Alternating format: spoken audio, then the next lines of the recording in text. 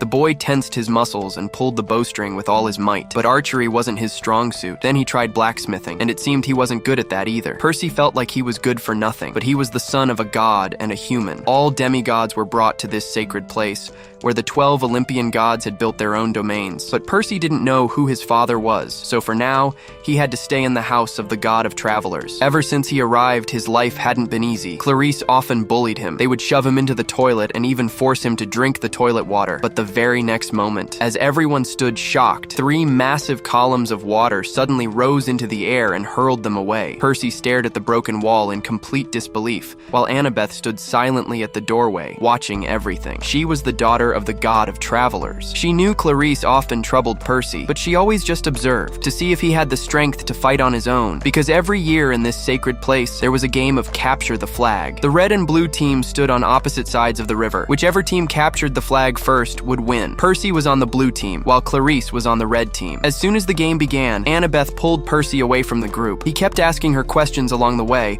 but she remained silent. Suddenly, the sound of a horn echoed from afar, and a fierce battle broke out between the red and blue teams. It was hard to tell who was winning, and then, suddenly, Annabeth disappeared. Percy stood there, confused, growing bored as he listened to the distant sounds of battle. Just then, shadows suddenly emerged from the showers.